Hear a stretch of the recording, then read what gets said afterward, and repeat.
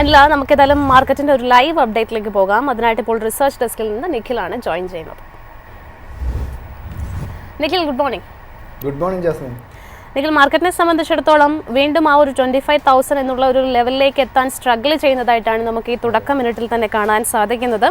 ഏതാണ്ട് ഒരു flat to positive നോട്ടിൽ ട്രേഡ് ചെയ്യുന്നു.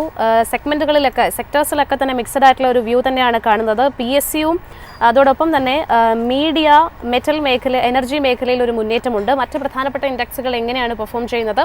25,000 എന്നുള്ള ഒരു ലെവല് തുടക്കഘട്ടത്തിൽ തന്നെ കൈവിട്ടിട്ടുണ്ടായിരുന്നു നിഫ്റ്റി. ജാസ്മിൻ, നിലവിലെ ഒരു മാർക്കറ്റ് പരിശോധിക്കുകയാണെങ്കിൽ ജാസ്മിൻ സൂചിപ്പിച്ചതുപോലെ തന്നെ ഫ്ലാറ്റ് പോസിറ്റീവായ ഒരു നിരക്കിൽ തന്നെയാണ് ഇപ്പോൾ നിലനിൽക്കുന്നത്. ഏകദേശം ഒരു 17-18 പോയിന്റുകളുടെ നേട്ടം മാത്രം നിലനിർത്തിക്കൊണ്ട് 24,990 എന്ന് പറഞ്ഞൊരു നിരക്കിൽ, അതായത് 25,000-നും വളരെ അടുത്ത്, എന്നാൽ 25,000 എത്താൻ വേണ്ടിയിട്ട് നിഫ്റ്റി 50ക്ക് സാധിക്കുന്നില്ല. അഡ്വാൻസ് ആൻഡ് ഡിക്ലൈൻ റേഷ്യോ പരിശോധിക്കുകയാണെങ്കിൽ 32 ഓഹരികൾ നേട്ടം രേഖപ്പെടുന്നു. 18 ഓഹരികളിലാണ് ഇടിവുണ്ടാകുന്നത്. നിഫ്റ്റി ബാങ്കിലേക്ക് വരികയാണെങ്കിലും ഒരു ഫ്ലാറ്റ് പോസിറ്റീവായ ഒരു നിരക്കിൽ തന്നെയാണ് നിഫ്റ്റി ബാങ്കും നിലനിൽക്കുന്നത്. 54,611 എന്ന് പറഞ്ഞൊരു നിരക്കിൽ ട്രേഡിംഗ് നടത്തുന്ന നിഫ്റ്റി ബാങ്കിൽ നിന്നും നിലവിൽ 8 ഓഹരികൾ നേട്ടം നിലനിർത്തുമ്പോൾ 4 ഓഹരികളാണ് നിലവിൽ ഇപ്പോൾ നിഫ്റ്റി ബാങ്ക് സൂചികയിൽ നിന്നും ഒരു ഇടിവ് രേഖപ്പെടുത്തുന്നത്. അടുത്തായിട്ട് നിഫ്റ്റി 50യിലേക്ക് തന്നെ തിരിച്ചു വരികയാണെങ്കിൽ നിലവിൽ കമ്പനികളുടെ ഒരു പെർഫോമൻസ് നോക്കുമ്പോൾ അഡാനി പോർട്സിൻ്റെ ഓഹരികൾക്കാണ് ഒരു മികച്ച ഒരു നേട്ടം നിലനിർത്താൻ സാധിക്കുന്നത്. ഏകദേശം ഒരു 1.25% ഒരു നേട്ടം അഡാനി പോർട്സിൻ്റെ ഭാഗത്ത് നിന്നുണ്ടാകുന്നു. കമ്പനിയെ സംബന്ധിച്ചിടത്തോളം വളരെ പോസിറ്റീവായിട്ടുള്ള പല ബ്രോക്കറേജ് റിപ്പോർട്ടുകളും ഫോറിൻ ഫേമുകളുടെ ഭാഗത്ത് നിന്നും മറ്റൊക്കെ വന്നിട്ടുണ്ട്. ആദ്യം തന്നെ മക്വയറുടെ ഒരു റിപ്പോർട്ട് പരിശോധിക്കുകയാണെങ്കിൽ മക്വയറി നിലവിൽ ഇപ്പോൾ അഡാനി പോർട്സിന് ഒരു ഓവർ വെയ്റ്റ് റേറ്റിംഗ് ആണ് നൽകിയിരിക്കുന്നത്. ടാർഗറ്റ് പ്രൈസ് ആയിട്ട് പറഞ്ഞിരിക്കുന്നത് 1,760 രൂപയാണ്. നിലവിലെ ഒരു ട്രേഡിംഗ് പരിശോധിക്കുകയാണെങ്കിൽ 1,413 എന്ന് പറഞ്ഞൊരു നിരക്കിലാണ് അഡാനി പോർട്സിൽ ട്രേഡിംഗ് നടന്നുകൊണ്ടിരിക്കുന്നത്.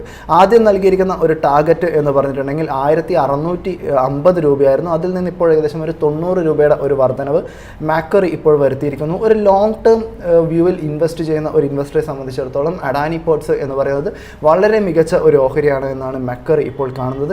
അതായത് ഇന്ത്യയിൽ തന്നെ നടന്നു വരുന്ന ട്രേഡ് ഡെവലപ്മെൻറ്റുകളും മറ്റുമൊക്കെ ഇന്ത്യയിൽ നടക്കുമ്പോഴും അതിൻ്റെ ഏറ്റവും വലിയൊരു ഗുണഭോക്താവാകാൻ വേണ്ടിയിട്ട് സാധിക്കുന്ന ഓഹരി എന്ന് പറയുന്നത് അഡാനി പോർട്സ് ആണ്. കൂടാതെ ഒരു സ്ട്രാറ്റജിക് ആയിട്ടുള്ള ഒരു പ്രസൻസ് ഈ ഒരു ഓഹരിയെ സംബന്ധിച്ചിടത്തോളം മെയിൻറ്റെയിൻ ചെയ്യാൻ വേണ്ടിയിട്ട് സാധിക്കുന്നുണ്ട്.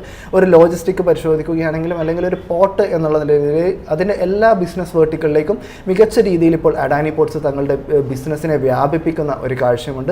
ഇവിടുത്തെ വളരെ ഡൈവേഴ്സിഫൈഡ് ആയിട്ടുള്ള പോർട്ട് ആൻഡ് കാർഗോ മിക്സും മറ്റൊക്കെ കമ്പനിക്ക് വലിയ രീതിയിൽ തന്നെ ഒരു സപ്പോർട്ട് നൽകുന്നു എന്നൊരു പോസിറ്റീവായിട്ടുള്ള വ്യൂവും നിലവിൽ മാക്വയറി ചൂണ്ടിക്കാണിക്കുന്നു.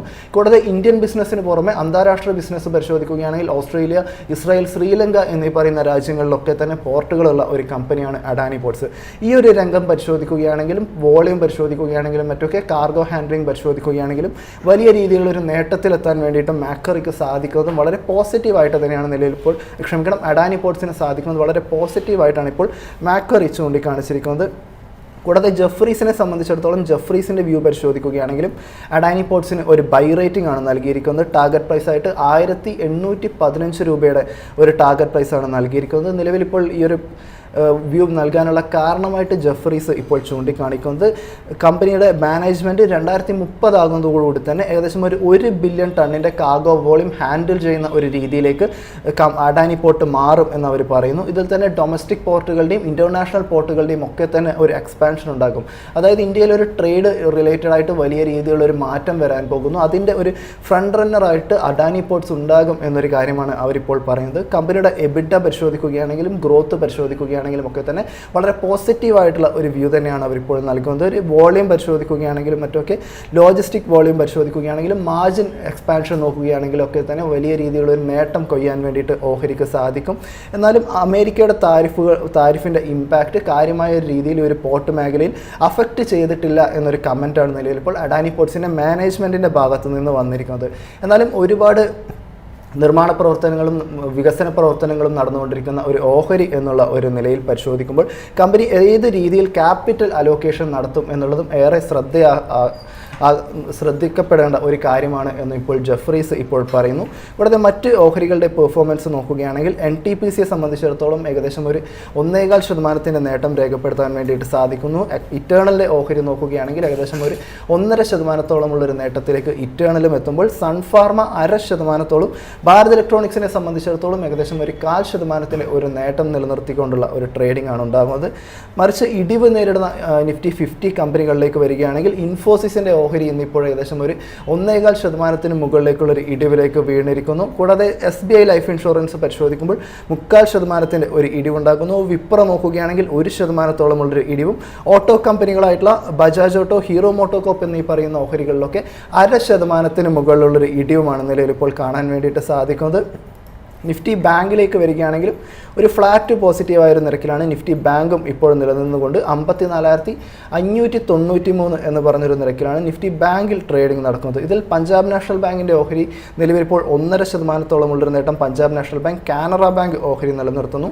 ബാങ്ക് ഓഫ് ബറോഡ പരിശോധിക്കുകയാണെങ്കിൽ ഏകദേശം ഒരു 0.25%-ഓളമുള്ളൊരു നേട്ടം ഉണ്ടാകുമ്പോൾ AU small finance bank, Kotak Mahindra bank ഓഹരികളൊക്കെ തന്നെ ഏകദേശം ഒരു 0.5% മുകളിലുള്ള ഒരു ഇടിവാണ് രേഖപ്പെടുത്തുന്നത്. കൂടാതെ HDFC ബാങ്ക്, ഫെഡറൽ ബാങ്ക് പരിശോധിക്കുകയാണെങ്കിലും മാർജിനിലായിരിക്കുന്ന ഒരു ഇടിവിൽ തന്നെയാണുള്ളത്. സെക്ടറുകളുടെ ഒരു പെർഫോമൻസ് നിലവിൽ പരിശോധിക്കുകയാണെങ്കിൽ നിഫ്റ്റി IT, നിഫ്റ്റി ഓട്ടോ സൂചികൾ ഒരു ഇടിവ് രേഖപ്പെടുന്നു. ഇതിൽ തന്നെ നിഫ്റ്റി IT പരിശോധിക്കുകയാണെങ്കിൽ ഏകദേശം ഒരു 0.25% മുകളിലുള്ളൊരു ഇടിവുണ്ടാകുന്നു. നിഫ്റ്റി ഓട്ടോയിൽ ഒരു ഫ്ലാറ്റ് നെഗറ്റീവായ രീതിയിലുള്ള ഒരു ഇടിവ് മാത്രമാണ് കാണാൻ സാധിക്കുന്നത്. അതായത് നിഫ്റ്റി ഓട്ടോയ്ക്ക് ഇന്നലത്തെ ആ ഒരു പ്രോഫിറ്റ് ടേക്കിങ്ങും മറ്റുമൊക്കെ ഒരു തുടരുന്ന ഒരു കാഴ്ച. എന്നാലും ഒരു മികച്ച മൊമെൻറ്റം ഇപ്പോൾ ഉള്ളത് നിഫ്റ്റി മീഡിയ സൂചികയിലാണ്. ഏകദേശം 1.5% മുകളിലുള്ള ഒരു നേട്ടം നിലനിർത്താൻ വേണ്ടിയിട്ട് നിഫ്റ്റി മീഡിയ സൂചികയ്ക്ക് സാധിക്കുന്നുണ്ട്. ഏകദേശം 1.25%-ഓളമുള്ളൊരു നേട്ടം എന്ന് തന്നെ പറയാം. നിലവിൽ 1637 എന്ന് പറഞ്ഞൊരു നിരക്കിലാണ് നിഫ്റ്റി മീഡിയയെ സംബന്ധിച്ചിടത്തോളം ഒരു ട്രേഡിംഗ് നടക്കുന്നത്. ഇതിൽ തന്നെ ഓഹരികളുടെ പെർഫോമൻസ് നോക്കുകയാണെങ്കിൽ സി എൻ്റർടൈൻമെൻറ്റ്സിൻ്റെ ഓഹരിക്ക് ഏകദേശം ഒരു 3% മുകളിലേക്കുള്ള ഒരു നേട്ടത്തിലെത്താൻ വേണ്ടിയിട്ട് സാധിക്കുന്നുണ്ട്. ടിപ്സ് ഇൻഡസ്ട്രീസ് പരിശോധിക്കുകയാണെങ്കിൽ 2%-ഓളമുള്ളൊരു നേട്ടവും, ഡെൻ നെറ്റ്വർക്ക്സ് 1.25%-ഓളം, സൺ TVയുടെ ഓഹരി നോക്കുകയാണെങ്കിലും ഏകദേശം 1.25% മുകളിലേക്ക് പോകാൻ വേണ്ടിയിട്ട് സൺ TVക്കും സാധിക്കുന്നു. നെറ്റ്വർക്ക് 18 ഓഹരികൾ 1.5%-ഓളം. അങ്ങനെ ഇൻ ജനറൽ പരിശോധിക്കുകയാണെങ്കിൽ ഫുൾ ഒരു പോസിറ്റിവിറ്റി തന്നെയാണ് നിഫ്റ്റി മീഡിയ സൂചിക ഈ മണിക്കൂറിൽ ഇപ്പോൾ കാഴ്ചവെച്ചുകൊണ്ടിരിക്കുന്നത്. കൂടാതെ PVR ഐനോക്സ് പരിശോധിക്കുകയാണെങ്കിലും PVR ഓഹരികളും ഏകദേശം 1.5%-ഓളമുള്ളൊരു നേട്ടം നിലനിർത്തുന്നുണ്ട്. ഇന്നിപ്പോൾ നിഫ്റ്റി PSU ബാങ്കിങ് സൂചികയുടെ ഭാഗത്ത് നിന്ന് നിഫ്റ്റി ബാങ്കിങ് സൂചികയും മറ്റുമൊക്കെ വെച്ച് നോക്കുമ്പോൾ ഒരു ഔട്ട് പെർഫോമൻസ് ഉണ്ടാകുന്നു. ഏകദേശം 1% മുകളിലേക്കുള്ള ഒരു നേട്ടത്തിലേക്ക് പോകാൻ വേണ്ടിയിട്ട് നിഫ്റ്റി PSU ബാങ്കിങ് സൂചികയ്ക്ക് സാധിക്കുന്നുണ്ട്. 7095 എന്ന് പറഞ്ഞൊരു നിരക്കിൽ ട്രേഡിംഗ് നടന്നുകൊണ്ടിരിക്കുന്ന നിഫ്റ്റി PSU ബാങ്കിങ് സൂചികയിൽ നിന്ന് നിലവിലിപ്പോൾ കമ്പനികളുടെ ഒരു പെർഫോമൻസ് നോക്കിയാൽ ബാങ്ക് ഓഫ് ഇന്ത്യയുടെ ഓഹരികൾ ഏകദേശം ഒരു 2% മുകളിലുള്ള നേട്ടം രേഖപ്പെടുന്നു. യൂണിയൻ ബാങ്ക് പരിശോധിക്കുകയാണെങ്കിൽ 1.5% മുകളിലും, ഇന്ത്യൻ ബാങ്ക് 1%-ഓളമുള്ളൊരു നേട്ടം നിലനിർത്തുമ്പോൾ ബാങ്ക് ഓഫ് മഹാരാഷ്ട്ര 1.25% മുകളിലും, പഞ്ചാബ് ആൻഡ് സിന്ധ് ബാങ്കിൻ്റെ ഓഹരി ഇന്നിപ്പോൾ 2% മുകളിലേക്കുള്ള നേട്ടത്തിലും കടക്കുന്നു. ഇന്ത്യൻ ഓവർസീസ് ബാങ്ക് പരിശോധിക്കുകയാണെങ്കിൽ 0.5%-ഓളമുള്ളൊരു നേട്ടം നിലനിർത്തുമ്പോൾ UCO bank, central bank of India എന്നീ പറയുന്ന ഓഹരികളും മികച്ച നേട്ടം രേഖപ്പെടുത്തുന്നു. ഇതിൽ തന്നെ യൂക്കോ ബാങ്ക് ഓഹരി ഏകദേശം 1.25% മുകളിലുള്ളൊരു നേട്ടം നിലനിർത്തുന്ന ഒരു കാഴ്ചയാണുള്ളത്. കൂടാതെ നിഫ്റ്റി എനർജിയെ സംബന്ധിച്ചിടത്തോളം നിഫ്റ്റി എനർജി സൂചികയ്ക്കും ഏകദേശം 1% മുകളിലേക്കുള്ളൊരു നേട്ടത്തിലെത്താൻ സാധിക്കുന്നു. നിലവിൽ 34,870 എന്ന് പറഞ്ഞൊരു നിരക്കിൽ ട്രേഡിംഗ് കാഴ്ചവെക്കുന്ന നിഫ്റ്റി എനർജിയിൽ നിന്ന് ഹിറ്റാച്ചി എനർജിയുടെ ഓഹരികൾ ഏകദേശം 2.25% മുകളിലുള്ള നേട്ടം കാഴ്ചവെക്കുന്നു.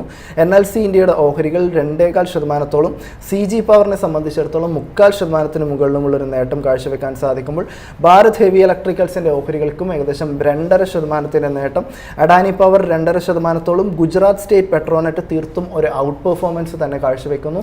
4.25% മുകളിലേക്കുള്ള ഒരു നേട്ടത്തിലേക്ക് നിലവിൽ ഗുജറാത്ത് പെട്രോനെറ്റിൻ്റെ LNG കടന്നിരിക്കുന്നു ഒരു കാഴ്ച കൂടിയാണ് നിലവിൽ കാണാൻ സാധിക്കുന്നത്.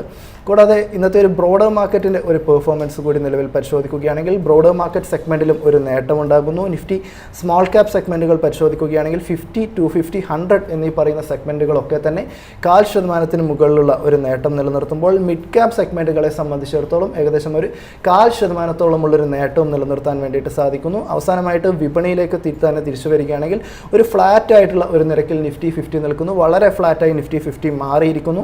നിഫ്റ്റി ബാങ്ക് പരിശോധിക്കുകയാണെങ്കിൽ ഒരു ഫ്ലാറ്റ് പോസിറ്റീവായിട്ട് 54,570 എന്ന് പറഞ്ഞൊരു നിരക്കിൽ ട്രേഡിംഗ് നടക്കുന്നു. ഇവയൊക്കെയാണ് ജാസ്മിൻ ഈ മണിക്കൂറിൽ ഇപ്പോൾ നമുക്ക് പങ്കുവയ്ക്കാനായിട്ടുള്ള പ്രധാനപ്പെട്ട മാർക്കറ്റ് അപ്ഡേറ്റ്.